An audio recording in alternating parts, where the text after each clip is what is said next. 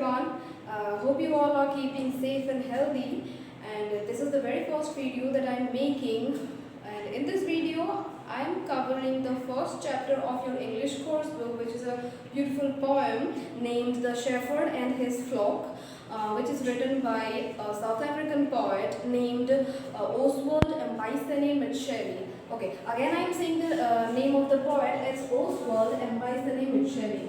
Okay, so here I'm writing it. Don't be confused with the pronunciation of his name, as he is a South African poet. His name is a little different.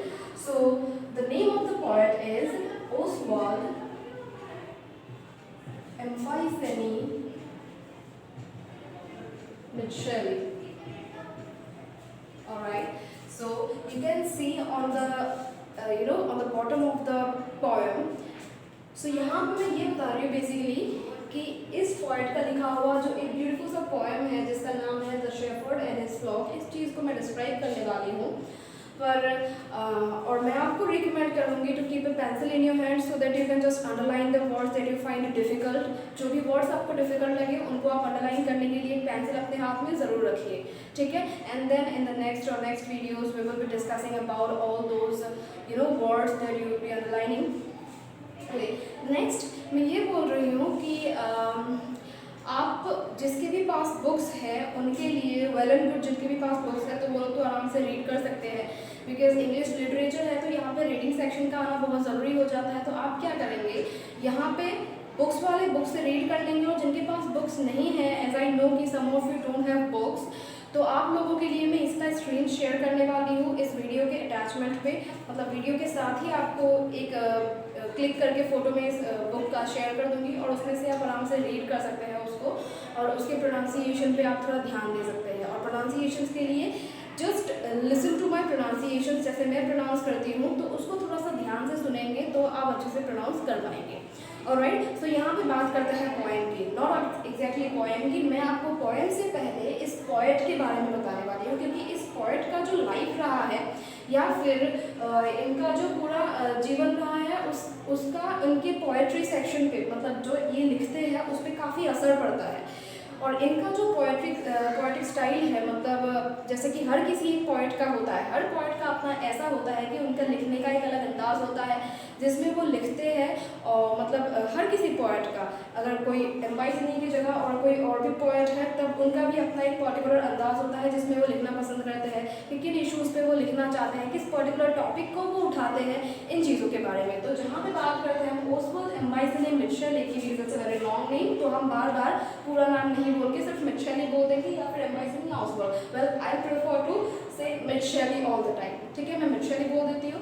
तो मिटशेली की जितने भी सारे poems हैं वो कहीं ना कहीं कुछ सोशल इश्यूज से रिलेटेड होते हैं। सोशल इश्यूज मतलब जो हमारे सराउंडिंग में ऑलरेडी हो रहा होता है, जिस पे हम बेसिकली ध्यान नहीं देते हैं, या फिर अगर हम ध्यान देते भी हैं तब भी हम गो विद द फ्लो वाला प्रोसेस अपना स्टार्ट करते हैं। मतलब जैसा चल रहा है वैसे ही चलने दो, जैसा बाकी लोग कर रहे हैं वैसा ही हम भी कर रहे होते हैं। तो बेसिकली मिटशेली जो है, मिटशेली उन सोशल इश्यूज़ के साथ इश्यूज़ को लिफ्ट करते हैं और उस इश्यूज़ पे कुछ लिखते हैं, उस इश्यूज़ के बारे में कुछ लिखते हैं, उस मुद्दे पे कुछ लिखते हैं जिसमें आपको उस चीज़ के बारे में एग्जैक्टली जिसके बारे में वो लिख रहे होते हैं वहाँ पे वो उस चीज़ के बारे में आपको अवेयर करवाने की कोशिश करते हैं, ताकि आप जानो कि क्या एग्जैक्टली चल रहा है इन द सोसाइटी। तो उनका बेसिकली जो राइटिंग स्टाइल है वो सोशल इश्यूज़ पे रहता है, सोशल मुद्दे पे, सामाजिक मुद्दे पे रहता है। तो यहाँ पे मिटशेली की जो पोएम है, ये पोएम भी उनकी कहीं ना कहीं लाइफ से इंस्पायर होकर उन्होंने लिखा है, अपने लाइफ से जो चीज़ उन्होंने एक्सपीरियंस किया है खुद ने, तो वही चीज़ उन्होंने लिखा है।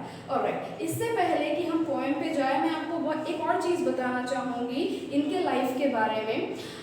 एज यू ऑल नो कि ये एक साउथ अफ्रीकन पोएट है, या फिर मैं ये ना बोल के इसके साथ एक और चीज़ ऐड कर लूँगी कि मैं इनको सिर्फ साउथ अफ्रीकन ना बोल के मैं ये भी बोलूँगी कि ये एक ब्लैक साउथ अफ्रीकन पोएट है, मतलब इनका रंग काला है, ये काले साउथ अफ्रीकन पोएट है। As you all you are young enough to understand this concept of apartheid system और द रेसिज्म सिस्टम, तो मैं आपको इसमें ये बताने की कोशिश कर रही हूँ कि साउथ अफ्रीका में एक टाइम पे क्या था, बहुत जोरों शोरों से एक अपार्थाइड सिस्टम करके एक सिस्टम प्रिवेलिंग था।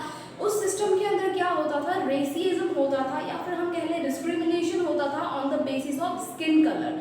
मतलब जैसा कि उसके लिए मैं एग्जांपल सेट करती हूँ यहाँ पे, जैसे कि इंडिया में आप लोग अवेयर हो कास्टिज्म से, है ना, कास्ट सिस्टम से, जैसे कि आप अवेयर हो कि इंडिया में अपर कास्ट वाले लोअर कास्ट वालों को बुरा ट्रीट करते थे। वेल ये लीगली तो अभी नहीं चलता है, और लीगली साउथ अफ्रीका में भी अभी ये चीज़ नहीं चलता है, पर कई जगह पे एग्जिस्ट करता है ये चीज़। ठीक है, तो मैं इंडिया की बात करी थी कास्टिज्म के बारे में कि अपर कास्ट के लोगों के लिए एक टाइम पे क्या होता था, मंदिरों में जाने के लिए अलग से उन लोगों की ट्रीट होती थी, और वही लोअर कास्ट वाले जो लोग होते थे उन लोगों को मंदिर में एंट्री तक नहीं देते थे, है ना।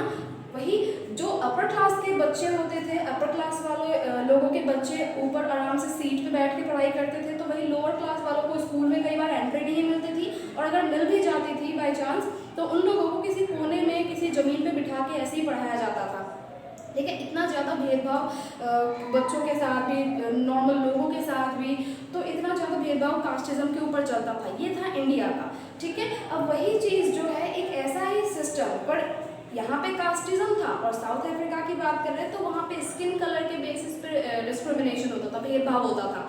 अगर कोई गोरा इंसान है साउथ अफ्रीका में, जैसे कि साउथ अफ्रीका में दो काइंड ऑफ लोग अभी भी आपको मिलेंगे, जो वहाँ के नेटिव्स होते हैं, जो कि वहाँ के ब्लैक लोग होते हैं, और जो वहाँ के वाइट पीपल होते हैं, वाइट साउथ अफ्रीकन और ब्लैक साउथ अफ्रीकन। तो एक टाइम पे जब साउथ अफ्रीका में वाइट लोगों का रूल चलता था, तो उस टाइम पे क्या हुआ था, जो काले लोग थे उन लोगों के साथ बहुत ही बुरा सलूक होता था। इट मीन्स हर हक से उन लोगों को दूर रखा जाता था, कुछ भी उन लोगों को हक दिया नहीं जाता था। जहाँ पे वो क्या करते थे, गोरे लोगों को जहाँ पे अच्छे कॉलेजेस में पढ़ना अलाउड होता था, किसी भी कॉलेज में, नॉर्मल से कॉलेज में भी ले तो अच्छे लोगों को पढ़ना अलाउड है, और गोरे लोगों को पढ़ना अलाउड है और काले लोगों को पढ़ना अलाउड नहीं है। तो ये सिस्टम वहाँ पे प्रिवेलिंग था।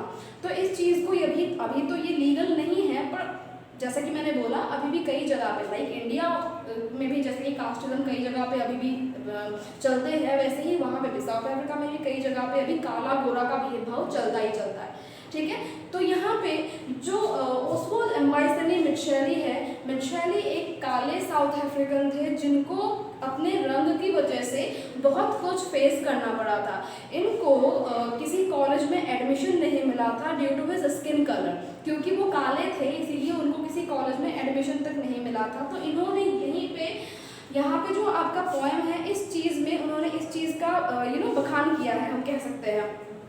तो अभी हम चैप्टर की तरफ जाते हैं, पोएम की तरफ जाते हैं। As you can see the name of the poem is the shepherd and his flock. नाम से पता चलता है कि यहाँ पे शेफर्ड की बात की जा रही है। शेफर्ड मीन्स जो कैटल को चराते हैं उस इंसान को शेफर्ड बोला जाता है। हिंदी एग्जैक्ट बोले तो चरवाहा, चरवाहा को शेफर्ड बोला जाता है। और उसके फ्लॉक मतलब झुंड, जो भेड़ों की झुंड होती है, that is called flock. The shepherd और उसके फ्लॉक की बात की जा रही है। ठीक है, ये था उसका नाम, और इसके अंदर हमें इस नाम का भी क्या रोल होता है वो भी चीज़ देखने मिलेगा। अपने बुक में आप देख सकते हैं ये चीज़ कि the shepherd and his flock में कुछ स्टार्टिंग के लाइन्स हम देखते हैं अभी। The rays of the sun are like pair of scissors cutting the blanket of down from the sky. जो सन की रेज है, यहाँ पे सन रेज को एक सीजर से कंपेयर किया है। सीजर से कंपेयर करके बोला है कि जो सन रेज है, जो सन की जो सनबीम है जो एंटर करती है अर्थ पे, वो सीजर की तरह जो सवेरे का जो एक ब्लैंकेट, सवेरे का जो एक थोड़ा सा अंधेरा ऑलरेडी अभी छाया हुआ है, मतलब very starting of the day की बात की जा रही है, दिन की शुरुआत की जा रही है।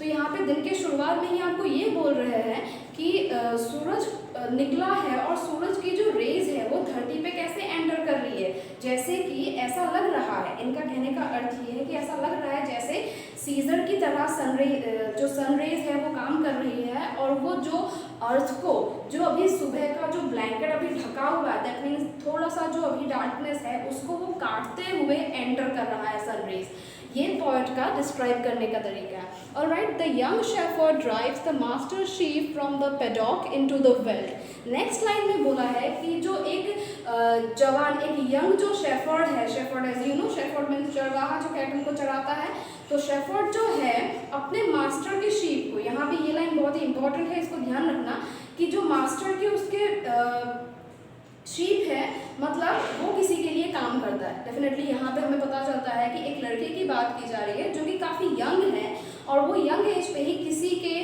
पास काम कर रहा है एज ए नौकर, और वो उसके शीप अपने मास्टर के शीप को, भेड़ों को निकाल के पेडॉक से वेल्ड तक लेके जाता है। And what is the meaning of paddock? यहाँ पे पेडॉक वो एरिया होता है जहाँ पे फेंस लगा के भेड़ों को एक जगह पे इकट्ठा करके रखा जाता है। And then what is the meaning of veld? कि वो पेडॉक से वेल्ड तक उन शीप को लेके जा रहा है। वेल्ड वो एरिया होता है, एक बड़ा सा ग्रासलैंड होता है जहाँ पे भेड़ आराम से चढ़ सकते हैं और घास खा सकते हैं, ठीक है। तो यहाँ पे बताया गया है कि जो यंग शेफर्ड बॉय है वो अपने मास्टर के, वो अपने मालिक के भेड़ों को पेडॉक से निकाल के वेल्ड तक लेके जा रहा है ग्रेजिंग के लिए, घास खिलाने के लिए। वो चरवाहा अपना काम कर रहा है। It means the young boy is a shepherd और वो अपना काम कर रहा है मास्टर के शीप को वेल्ड तक लेके जाने का। Next, his bare feet licked the grass and spilled the dew like diamonds on a cutter's table। यहाँ पे नेक्स्ट लाइन में आपको ये बोला है कि वो नंगे पाँव है, बेयर फुट है वो, नंगे पाँव। जैसे जैसे वो उन ग्रास पे पैर रखता है तो वैसे वैसे पोएट, यहाँ पे मैं लास्ट में एक चीज़ आपको रिवील करके बताती हूँ कि यहाँ पे पोएट बहुत सारी चीज़ों को आपस में कंपेयर कर रहा है और ऐसा क्यों है, राइट। तो यहाँ पे वो कहते हैं कि जो शेफर्ड बॉय है, जो ये लड़का है जो कि काम कर रहा है वेल्ड तक उन शीप को लेके जा रहा है, उसके पैर लगने से जो ग्रास पे, जो घास पे जो dew drops as you know, ओस की जो बूंदे है जो जमा हो गई है वो स्पिल हो रहा है, मतलब बिखर जा रहा है। जैसा कि नॉर्मली होता है ग्रास पे, जब सुबह हम जाके देखते हैं एक सीजन में तो क्या होता है, कुछ ड्यू ड्रॉप्स उसमें जमा होते हैं, एंड देन जब हम उस पर पैर रखते हैं तो हमारे पैर लगने से वो पूरी तरह से स्पिल हो जाता है। यहाँ पे पोएट कहता है कि जो ड्यू ड्रॉप्स है वो स्पिल हो रहे हैं और ऐसा लग रहा है जैसे कटर के टेबल पे, और ऐसे स्पिल हो रहा है जैसे डायमंड कटर मतलब जो हीरे को काटने वाला इंसान होता है, जो शेप में लाने वाला इंसान होता है, वो क्या करता है, उसके टेबल पे डायमंड्स रखे हुए होते हैं और फिर जैसे वो काम पे आता है, बैठता है और फिर अपना डायमंड्स काटना स्टार्ट करता है तो वो अपने हाथों से उन डायमंड को सबसे पहले स्पिल कर देता है और फिर वो अपना काम स्टार्ट करता है। इसीलिए बोला गया है कि his bare feet licked the grass and spilled the dew like diamonds on a cutter's table। इसीलिए बोला गया है कि उसके नंगे पाँव जैसे जैसे उस घास को लिक कर रहे हैं, लिक करना it means touching something with your tongue in order to taste और टू रिमूव समथिंग। तो आप जब टंग से किसी चीज़ को टच करते हो तो दैट इज कॉल्ड लिकिंग, चाटना, ठीक है। तो यहाँ पे बोल रहे हैं कि जो जब उसके पैर उन घास को चाट रहे हैं, इसका मतलब चाटने का मतलब टच करने से मतलब है, ठीक है। जब ही उसके पैर उन घास को टच कर रहे हैं, लिक कर रहे हैं, तो वो जो ड्यू ड्रॉप्स है, जो ओस की बूंदे ग्रास पर जमा है, वो ऑटोमेटिकली स्पिल हो जा रहा है। कैसे? जैसे कटर के टेबल पे डायमंड्स स्पिल होते हैं। क्लियर? नेक्स्ट लाइन की तरफ बढ़ते हैं। A lamb strays away, enchanted by the marvels of a summer morning. The ram rebukes the ewe. Women, women, watch over the child. The sun winks up on flaming petals on a sunflower.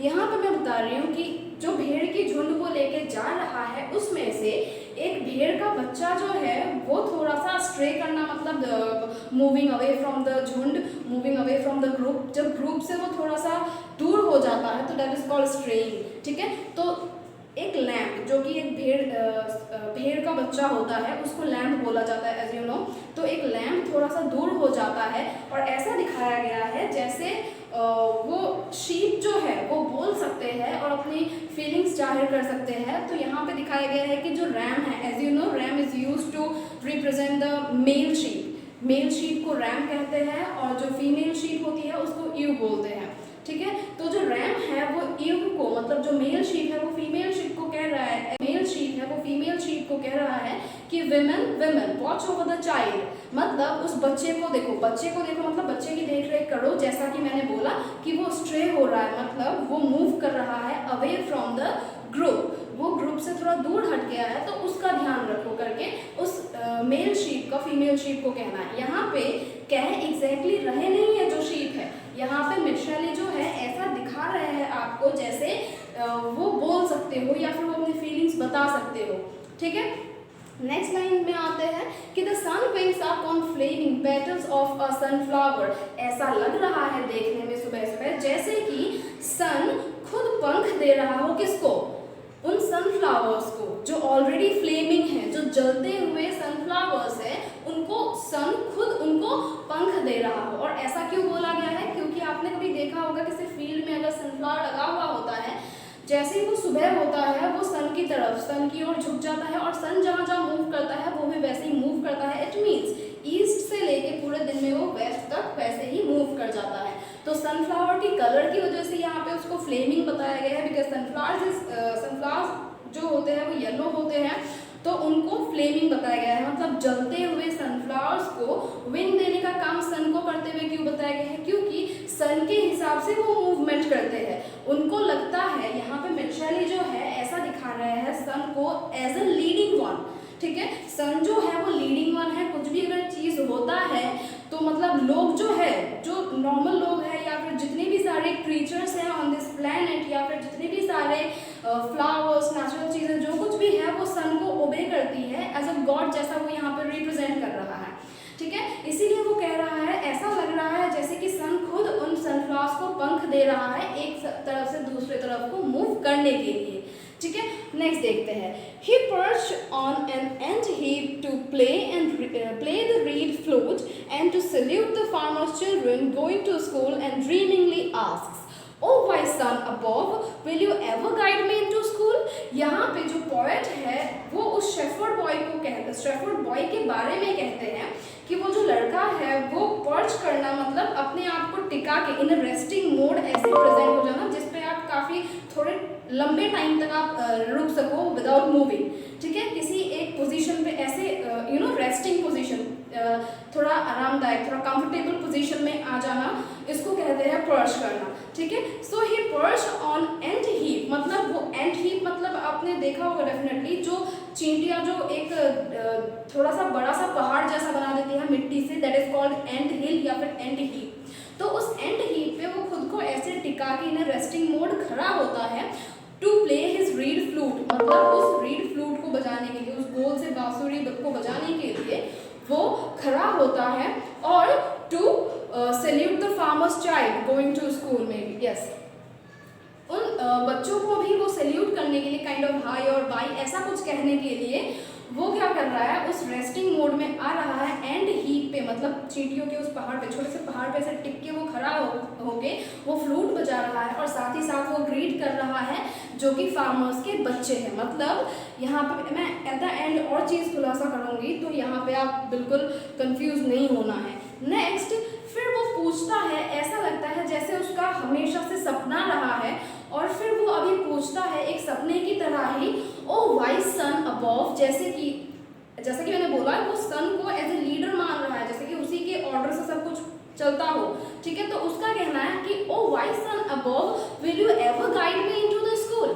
तो उनका उस shepherd boy का कहना है कि हे kind of ज्ञानी सूरज को यही बोलेंगे, राइट। तो हे ज्ञानी सूरज, क्या तुम मुझे कभी स्कूल भेजोगे। वो ड्रीमिंगली ऐसा कहता है, साउंड्स लाइक कि वो हमेशा से सपना देखता हो कि स्कूल जाने का, ठीक है। तो वो लास्ट में ये सवाल करते हुए पोएम को एंड करते हैं कि क्या आप मुझे कभी स्कूल भेजेंगे।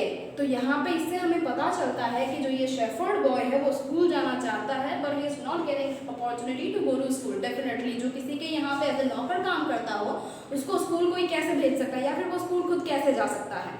So this is the end of the poem. अब मैं यहाँ पे आपको कुछ चीज़ें बताती हूँ, ठीक है। हिंदी के भी आप पोएम्स पढ़ते हैं तो आपने देखा होगा कुछ अलंकार होती है, कुछ चीज़ें होती है जो कि पोएम में ऐड किया जाता है to make it more interesting, थोड़ा सा इसमें और जान डालने के लिए, या फिर इसको थोड़ा और खूबसूरत बनाने के लिए कुछ चीज़ों का इस्तेमाल किया जाता है। जैसे कि कंपेयर करना किसी चीज़ को किसी ऑब्जेक्ट से, किसी ऑब्जेक्ट को किसी लिविंग थिंग से कंपेयर करना, या फिर किसी लिविंग थिंग को किसी ऑब्जेक्ट से कंपेयर करना, ऐसा जैसा कि होता है नॉर्मली पोएम्स में। तो यहाँ पे भी वही चीज़ हुआ है। At the starting, at the very beginning of the poem आप देख सकते हैं कि पोएट जो है सन की रेज को, जो सूरज की जो किरणें हैं उनको एक सीजर से कंपेयर कर रहा है ना। उसके बाद जो ड्यू ड्रॉप्स है, जो ओस की बूंदे हैं जो ग्रास पे जमा हो गया है, उनको वो कंपेयर कर रहे हैं डायमंड की तरह, ठीक है। डायमंड की तरह कंपेयर करते हुए दिखाई देते हैं।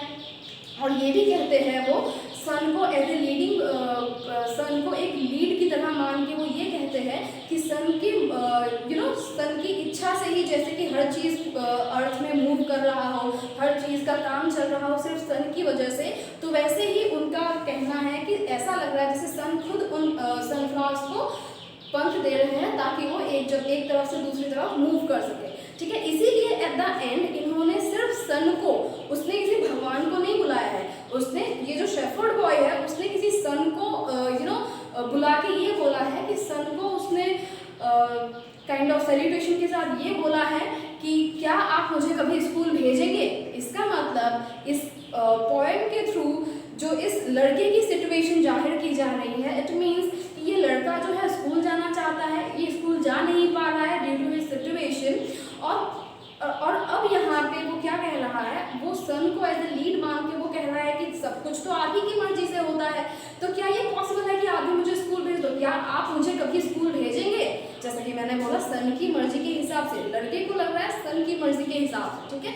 तो फिर वो पूछ रहा है कि क्या आप मुझे भी कभी स्कूल भेजेंगे। इट मीन्स उसके दिमाग में उसकी डिज़ायर है, उसका ड्रीम है कि वो भी स्कूल जाए, बस he is not getting the opportunity to go to school, ठीक है। अब साथ ही यहाँ पे आप जब इसके साइड वाला जो राइट हैंड साइड पे जब ये पिक्चर देखते हैं तो एक और चीज़ मैं बताती हूँ, यहाँ पे जो दो फार्मर के बच्चे स्कूल जा रहे हैं यहाँ पे उनको दिखाया गया है वाइट पीपल, और जो ये लड़का है जो कि शेफर्ड बॉय है, यंग शेफर्ड बॉय, उसको काले लड़के के तौर पे दिखाया गया है, विच मीन्स कि यहाँ पे जो रेसिज्म है, जैसे कि मैंने स्टार्टिंग में बोला था कि साउथ अफ्रीका में ये चीज़ बहुत ज़्यादा जोरों शोरों पे था, एकदम बहुत ज़्यादा चल रहा था, काले घोड़ों के साथ डिस्क्रिमिनेशन, ये चीज़, तो यही जो चीज़ है कालों के साथ डिस्क्रिमिनेशन, यहीं पे इस पोएम में दिखाया गया है, जो कि मिर्शली के भी लाइफ का कहीं ना कहीं मिर्शली के लाइफ का हिस्सा काफ़ी बार रहा है, ठीक है। So this is all about the poem. I hope you understood and you will definitely go through the deepness of the poem. Thank you.